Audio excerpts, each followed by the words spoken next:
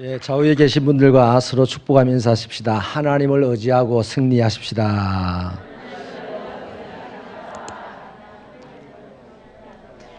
예, 이제 하루 비가 오더니 날씨가 많이 시원해졌습니다. 이렇게 시원한 날씨처럼 우리의 삶에도 하나님의 시원한 축복이 넘치기를 바랍니다. 오늘은 셈나와 엘리야김에 대한 내용으로 하나님의 말씀을 나누겠는데요. 지난 시간 내내 우리는 열방에서부터 시작하여서 예루살렘에까지 향하는 하나님의 경고에 대해서 들었습니다. 이제는 셈나라는 한 개인에게 하나님의 예언이 맞추어지고 있습니다. 그러니까 하나님께서는요, 온 세상을 보실 뿐만 아니라 한 사람도 보실 수 있는 분입니다.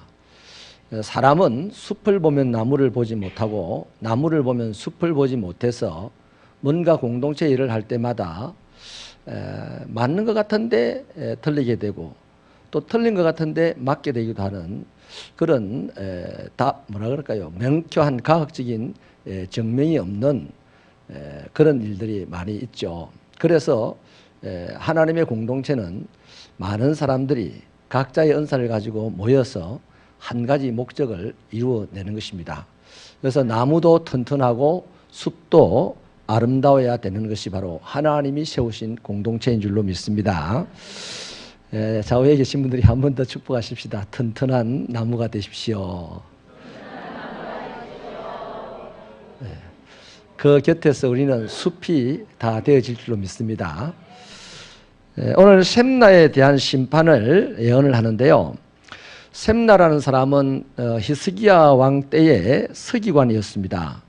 또 왕궁의 국호를 맡았기 때문에 1인 지하 만인 지상의 사람이라고 할 수가 있죠. 오늘로 치면 국무총리 정도 되는 지위를 가진 사람입니다.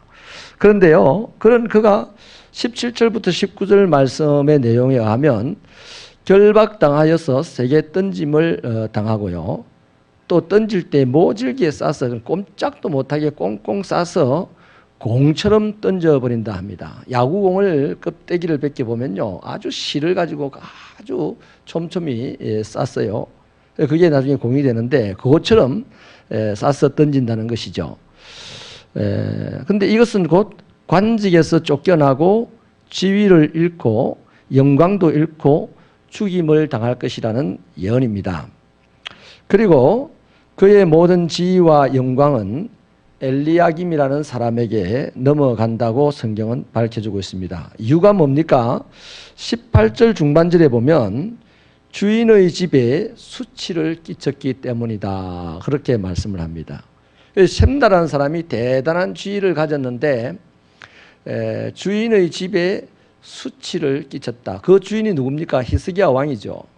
1인 지하니까 히스기야 왕 다음에 최고 권세자인데 자기 주인 되는 히스기야에게 수치를 끼쳤다. 이것 때문에 지위도 잃고 영광도 잃고 또 죽임까지 당한다는 예언을 지금 듣습니다. 여러분, 그가 주인의 집에 수치를 끼쳤던 내용이요, 뭐냐면 16절 말씀을 우리 한번 읽어볼래요. 16절 시작.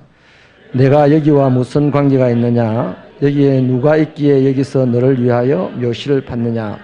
높은 곳에 자기를 위하여 묘시를 팠고 반석에 자기를 위하여 처소를 쪼아내었도다. 한마디로요, 자기를 위하여서 호화스러운 무덤을 만들었다는 거죠.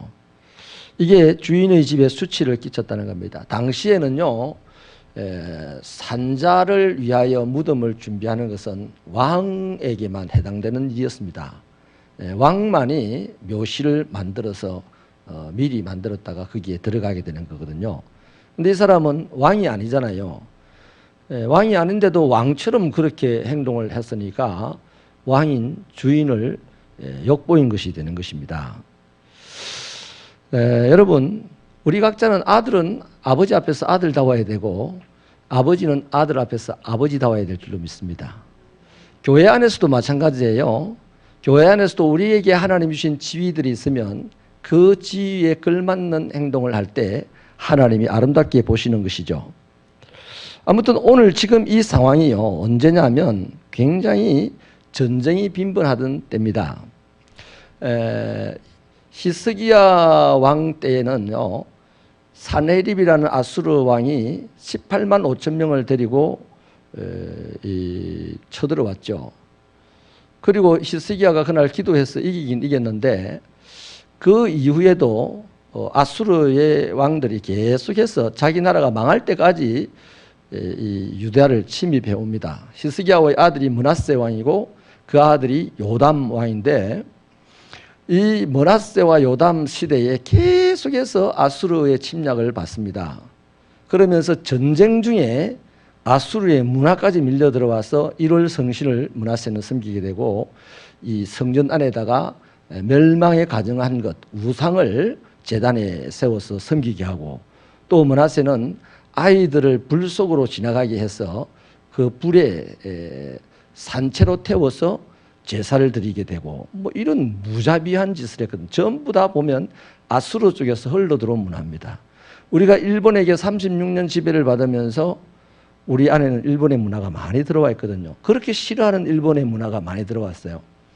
우리가 작년, 재작년 말레이시아를 가봤지만, 말레이시아 같은 나라는 프랑스나 영국이나 이런 나라에 뭐 수백 년 동안 지배를 받았거든요.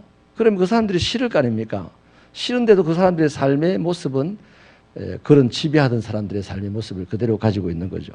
지금 유다도 싫어하는 아수르가 계속해서 침략을 해오는 동안에 아수르의 안 좋은 문화들이 차곡차곡 들어왔었습니다.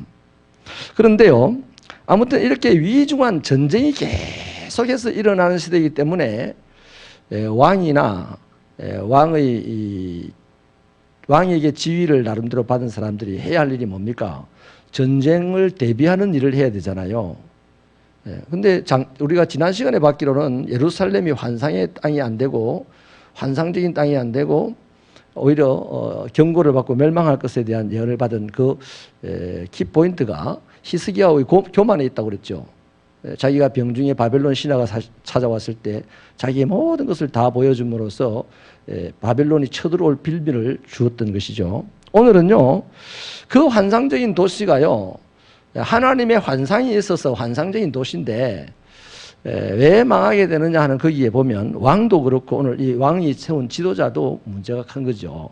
이 지도자는 지금 자기 죽음 이후의 영광, 죽음 이후의 명예를 위해서 아름답고 호사스러운 무덤을 짓는데 뭘로 짓겠습니까? 세금을 빼돌려서 짓지 않겠습니까? 사람들에게 뇌물 받아서 짓지 않겠어요? 그래서 이런 시대에 셈나는 오히려 자기 지위를 이용해서 자기 개인적인 사욕을 채우는데 썼다는 거죠. 그게 바로 주인의 집에 수치를 끼친 거죠. 왕은 이 사람에게 정치를 잘하고 또 백성들을 잘 관리해서 백성들이 행복하고 아름답게 살아가게 하라고 총리 대신의 자리를 줬는데, 총리 대신의 자리에 서서 오히려 백성들에게 세금을 물리고 뇌물을 받아서 자기의 무덤을 화려하게 지었다. 왕이 좋아하지 않겠죠. 그 백성들의 진짜 주인 되신 하나님은 더 싫어하지 않겠습니까? 그래서 여러분, 자신의 지위를 이용해서 백성들을 행복하게 해야 될 사람이 오히려 지위를 이용해서 백성들의 삶의 자리를 궁핍하게 만들었다. 이것이 바로 직접적으로는 자기 주인의 집에 수치를 끼친 것이요, 더 직접적으로는요, 하나님에게 이제 공처럼 던짐을 받는 심판의 요인이 된 것입니다. 그래서 우리가 여기서 권력자의 사명이 뭔가를 짐작을 할 수가 있습니다. 권력자의 사명은요, 백성을 행복하게 하는 것입니다. 우리가 이순신 장군을요, 전쟁의 영웅으로 왜 존경합니까? 그 사람은 자기 목숨을 내어놓고 백성들을 행복하게 하려고 애를 쓴, 안전하게 하려고 애를 쓴 사람이잖아요. 그래서 그 진심이 백성들에게 통하니까 오늘도 이순신 장군은 위대한 영웅으로 존경을 받는 거죠. 오늘 이 시대의 정치 지도자들이나 뭐 경제 지도자들이나 종교 지도자들이나 존경을 받지 못한다면 왜 그렇겠습니까? 그분들의 사명을 지금 감당을 잘 못한다는 얘기입니다. 지도자들은 틀림없이 백성들의 삶을 행복하게 하는 것이 지도자들이 해야 될 일입니다. 그렇죠? 그 백성들이 행복하려면 뭐가 충족이 돼야 됩니까? 백성들이 안전해야 됩니다. 안전해야 되고 또 백성들이 건강해야 됩니다. 전염병이 들어왔는데 왕이 전염병을 못 막았다. 그 왕은 내려가야 되는 거죠. 네. 비가 안 와서 날이 너무 가물었어요. 그 사람도 쫓겨나기 십상입니다. 옛날에 그런 일이 많았어요. 그 다음에 백성들이 삶이 풍요로워야 되죠.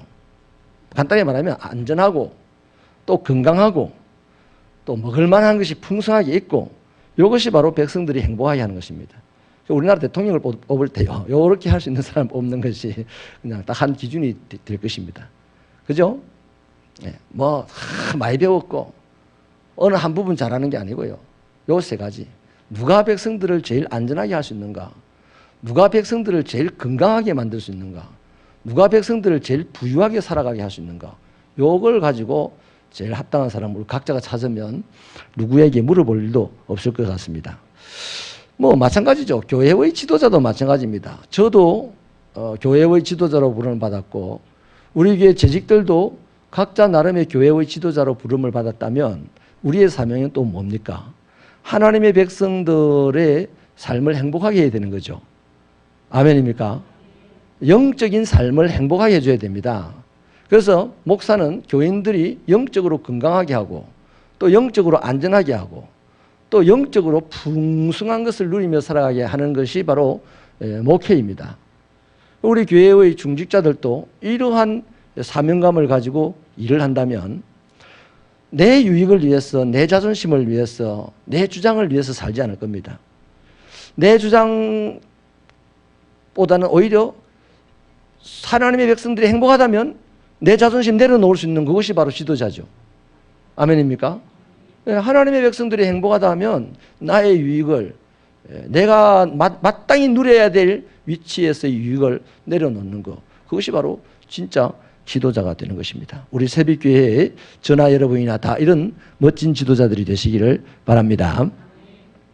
자, 하나님은요, 하나님의 공의와 정의를 위하여 살지 않는 지도자들, 하나님과의 관계를 바르게 하고 또 백성들 사이에서의 관계를 바르게 하는 지도자가 아니라면 하나님께서는 그 사람을 그냥 내버려 두지 않으신다.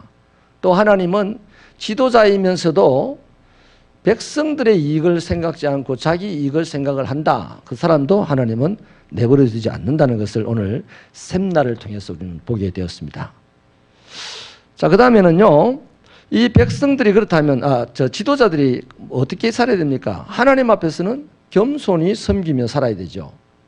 그 하나님을 겸손히 섬기는 것이 어떻게 표현되느냐 하면 이 백성들을 사랑으로 돌봐주는 겁니다. 이제 백성들을 사랑으로 돌봐주고 건강하게 해주고 안전하게 해주고 풍요롭게 해주는 이것이 바로 하나님을 겸손히 섬기는 증거입니다. 할렐루야. 우리 각자에게 하나님을 겸손히 섬기는 증거들이 많이 나타나기를 바랍니다. 자, 그러면 이제 엘리야김을 보시면요, 엘리야김 또한 걸출한 사람임에 틀림없습니다. 엘리야김은 힐기야의 아들이고 히스기야의 신복으로 국내 대신입니다. 어쨌든 셈나 다음쯤 가는 사람이죠. 근데 이 사람은 산헤립이 침략해 왔을 때에 산헤립의 부하 랍사게 장군하고 회담까지 이끌어갔던 그런 사람입니다. 그런데 이 사람에게 셈나의 자리를 주는 것이죠. 또 다윗의 집에 열쇠를 주었다고 합니다. 그는 열면 못 닫고 닫으면 못 연다고 하니까 이스라엘의 최고의 권위자로 이제 삼았다는 거죠. 다시 말하면 셈나가 누렸던 영광, 셈나가 가졌던 지위, 셈나가 사용했던 권세, 이 모든 것들을 이 엘리야김에게 물려주었다는 것입니다. 그 엘리야김을 어떻게 표현하냐면 23절 읽어볼까요? 23절 시작.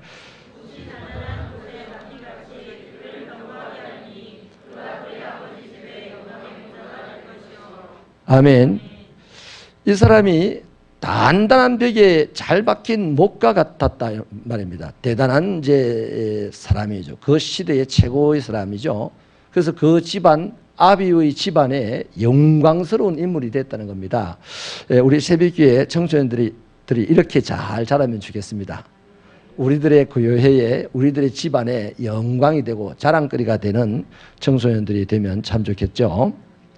그런데 이렇게 단단한 벽에 잘 박힌 목과 같은 이렇게 훌륭한 사람인데, 그러니까 어떻게 되겠어요? 사람들이 이 사람을 많이 의지하겠죠. 그 표현이 재밌습니다. 24절에 보면 뭐라고 했습니까?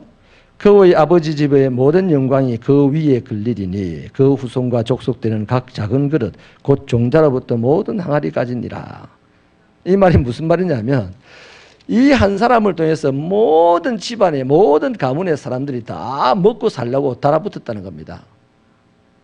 자, 한편으로 인간적으로는 대단히 훌륭한 사람이기 때문에 그렇죠. 뭐 집안의 장수 하나가, 걸출한 인물 하나가 온 집안 식구들을 먹여 살리는 것 같죠. 근데 이 이스라엘 유대 나라의 엘리야김이라는 걸출한 이 인물 하나가 그들의 집안 모든 식구 또 이스라엘 식구들을, 백성들을 다 먹여 살릴 수 있다고 그 사람들이 생각을 하는 거죠. 그럼 주렁주렁 그에게 이제 매달렸다는 겁니다. 근데 이게요, 믿을 게 아니에요. 정말로 믿을 게 아니에요. 25절을 우리 같이 읽겠습니다. 25절 말씀 시작. 만군의 여호와께서 이르시되 그 날에는 단단한 곳에 박혔던 못이 사그리니 그 못이 부러져서 그 위에 걸린 물건이 부서지리라 하셨다 하라. 나 여호와의 말이니라. 아멘. 못이 삭는다, 못이 부러진다 이렇게 얘기하죠. 다시 말하면 엘리야김이 단단한 벽에 박힌 못과 같은데 그 못이 삭고 부러진다는 말은 엘리야김이 대단한 인물이지만은 엘리야김도 삭고 부러지게 되어 있는데 그게 뭐냐? 많은 사람이 그에게 매달렸기 때문입니다. 여러분, 벽에다 못을 박아놓고요, 그 자꾸 메고 땡기고 이러면 그게 구멍이 헐거워져서 언젠가는 못이 쑥 빠지지 않습니까? 그 얘기입니다. 모든 자기 친족들이요, 우선 가깝게 엘리야김의 친족들이, 야, 우리 사촌이, 야, 우리 형님이 이스라엘 최고의 지도자가 되었다. 그러면 막 너도 나도 그냥 달아붙어서 한 자리 차지하려고 하고, 고물들을 이제 뽑아내려고 하겠죠. 바로 그게 엘리야김의 한계라는 겁니다. 오늘 영적으로 해석하자면 이것이 세상 힘, 세상에 가지고 있는 이런저런 힘, 권력의 한계라는 것입니다. 여러분, 아무리 권력이 있어도요, 아무리 지식이 있어도, 아무리 물질이 많아도요, 거기 사람들이 우욱 달아붙어 가지고 뜯어먹기 시작하면 금방 바닥이 나는 거 아니겠습니까? 이런저런 모양으로 바닥이 다 나게 되어 있습니다.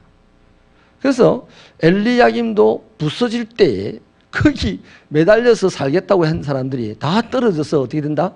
부서져 버린다 이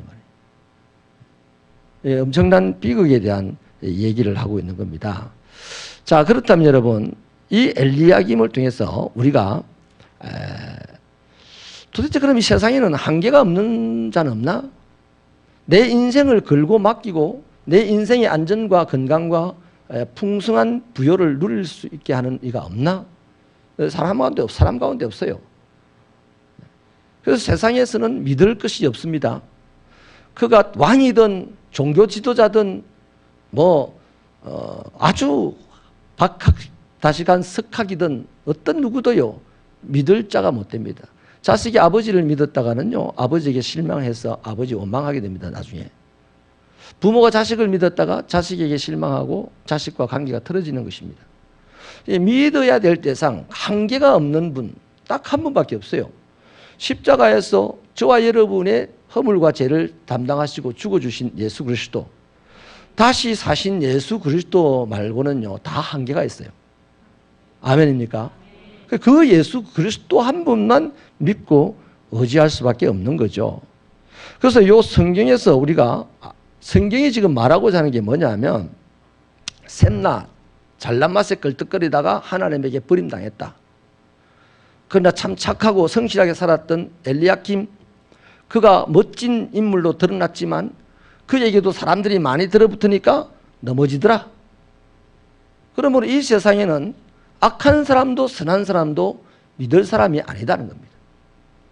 아멘입니까? 그럼 누구를 믿어야 되느냐? 하나님 한 분밖에 없다는 것이 오늘 성경이 얘기하자는 겁니다.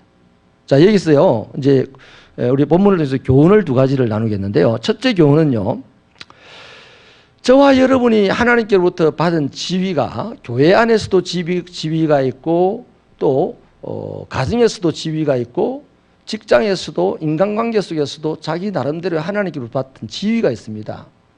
그 지위를 이용해서 주변 사람들, 가족이면 가족, 교인이면 교인, 직장 동료면 동료, 동네 이웃이면 이웃들을 행복하게 하는 사람인가? 아니면 내가 이 지위를 가지고 사람들을 불안하게 하고 힘들게 하는 사람인가? 요거에 대해서 우리가 스스로를 점검을 해봐야 됩니다. 우리의 비전이 뭡니까? 예수님처럼 살아가는 거 아닙니까? 예수님은 만왕의 왕이신데도 자기의 지위를 이용해서 누구에게 군림한 적이 없어요. 오히려 자기 목숨을 가장 가치 없는 사람 하나를 위해서 내어주신 분이 예수님입니다. 저와 여러분이 믿는 예수님이 자기 지위를 사용하지 않고 자기 지위를 가지고 자기 유익을 얻는 데 사용하지 않았기 때문에 저와 여러분도 자신의 지위를 가지고 결코 자기 욕심을 크고 작든 상관없이 자기 욕심을 채우는 데 사용하지 말아라 하는 것이 오늘 하나님이 우리에게 주시는 교훈입니다. 우리 지위를 사용해서 주변을 행복하게 하실 수 있는 분들이 되시기를 바랍니다.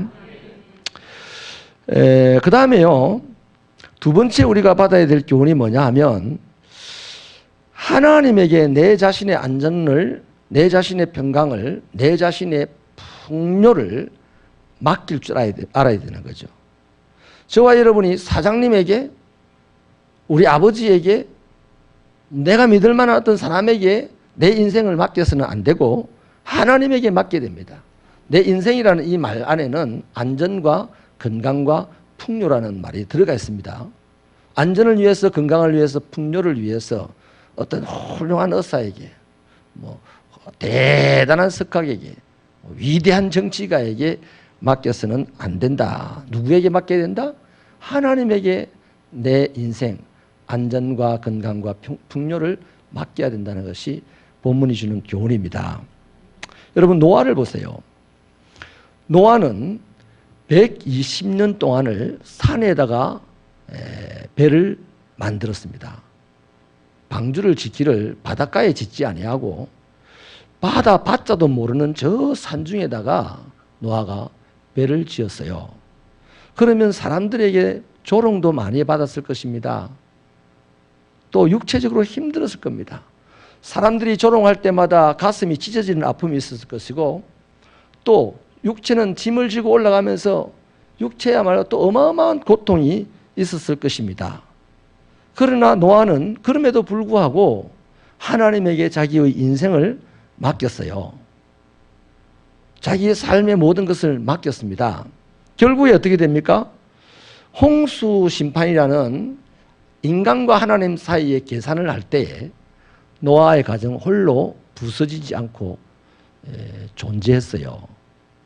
그러니 노아는 그날에 120년 동안 자기 인생을 하나님께 맡기고 자기 건강도, 자기 안전도, 자기의 풍요로움도 하나님에게 맡기고 때로는 가슴이 찢어지게 아파도 때로는 육신이 너무너무 고단해도 자신의 인생을 하나님께 맡기는데 주저하지 않았습니다. 그것이 바로 방주를 짓는 일이었습니다. 그리고 그는 마지막 날 다 썰려갈 때 본인은 썰려가지 않았어요. 부서지지 않았어요. 홀로 존재했습니다. 아멘입니까? 그게 우리 신앙생활이요. 가슴 아파서 신앙생활을 못하겠다. 또 어떤 것이에요? 몸이 힘들어서 신앙생활을 못하겠다. 이것은요, 하나님 앞에서 핑계할 거리가 못 되는 거예요. 내 인생을 맡겼는데, 내 인생을 맡긴 게 신앙생활 아닙니까? 신앙 아닙니까? 내 안전도 그분에게 맡겼어요. 그 질병이 왜 겁이 나야 됩니까? 죄송합니다. 사고가 왜 겁이 나야 됩니까? 내 건강도 주님에게 맡겼어요. 질병도 우리는 겁을 내면 안 되는 것이 신앙이죠. 내 풍성한 삶도, 부유한 삶도 주님에게 맡겼어요. 그럼 오늘 가난한 이것도 우리가 불안해할 필요가 없는 것이죠. 우리는 항상 내일을 볼 때 오늘 희망하는 사람들입니다. 오늘 내 형편 때문에 불안에 떠는 사람이 아니고 우리를 위하여서 보다 좋은 것을 예비해 놓으신 하나님께 나를 맡겼기 때문에 나는 내일을 항상 희망적으로 봐야 되는 거예요. 아멘이십니까? 그게 바로 신앙이라는 거죠. 하나님에게 맡길 때 가능하다는 거예요. 거꾸로 가인과 라멕의 후손들을 보십시오. 라멕의 후손들은요, 과학이나 음악이나 목축업에서 대가들이라고 성경에 기록이 되어 있습니다. 세상에서 화려하고 잘난 자들입니다. 대단한 명성들을 가진 자들이죠. 그런데요, 그들이 하나님 앞에서 홍수로 심판하고 계산을 할 때 자신을 지키기 위해서 그들이 할 수 있었던 일이 뭐였습니까? 내가 상상을 해보는데요, 딱 하나입니다. 자기의 재산 갖다 던지고 말이죠. 자기의 악기 갖다 던지고 과학 발명품 갖다 던지는 겁니다. 살기 위해서는 갖다 버려야 되는 거예요. 우리 알렉산드리아호를 타고 가던 그 로마에 가던 사람들을 한번 보십시오. 바울은 아무것도 가진 게 없었어요. 그냥 죄수로 가고 있었습니다. 나머지 사람들은 선장도, 선주도, 또 로마로 가는 사람들도 다 대단한 사람들 아닙니까? 그 당시에. 오늘 우리가 한국 땅에서 미국으로 가는 사람들, 나름대로 미국에 갈 만한 능력이 되는 사람들입니다. 근데 그 당시에 저기 변두리 팔레스타인에서 로마로 갈 수 있는 사람들은 대단한 사람들일 거예요. 근데 그 사람들이 그 대단한 부와 근세와 재물을 그 큰 태풍 유라굴로 앞에서 뭐 그게 자기들을 지키는 데 도움이 됐습니까? 오히려 자기들 한 10분이라도 더 생명을 보존하기 위해서는 그것들을 던져야 했습니다. 다 던져놓고도 어찌할 바를 몰라가지고 얼굴이 새파랗게 질려 있었어요. 그런데 던질 것이 아무것도 없는 이 바울은 그때 뭐라고 합니까? 여러분들이요, 이제 안심하세요. 여러분들은 이 배는 파손할지라도 여러분들은 결코 상하지 않을 것입니다. 얼마나 그 얼굴이 밝고 자신감이 넘치겠습니까? 그가 누구를 의지했기 때문이죠?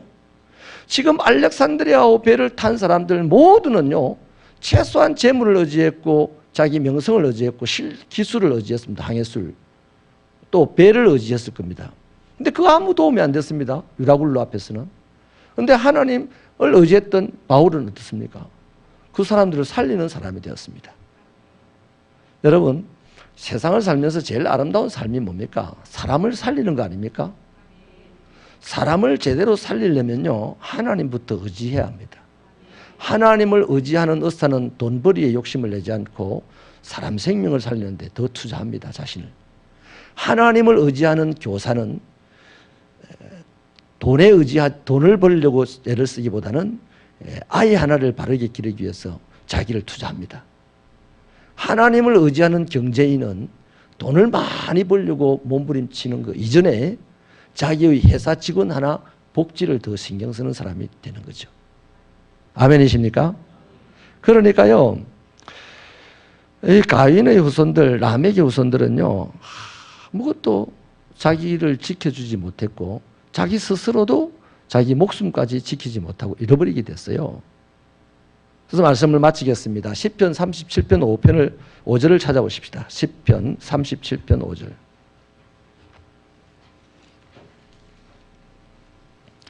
(37편 5절요) 우리 힘차게 읽어보시겠습니다. 시작.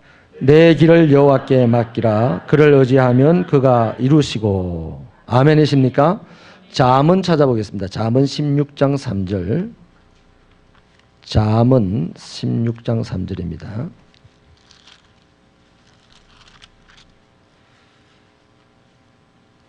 자, 같이 읽겠습니다. 시작. 너의 행사를 여호와께 맡기라. 그리하면 내가 경영하는 것이 이루어지리라. 아멘. 우리가 경영하는 게 뭡니까? 나의 인생을 안전하게 하고 나의 인생을 건강하게 하고 나의 인생을 풍요롭게 하는 것이 우리가 경영하는 거죠. 그런데 우리의 행사를 맡기면 하나님께서 그것을 이루어 주신다는 거예요. 우리 이거 믿고 살아가는 사람입니다. 샘나는 그걸 안 믿었어요.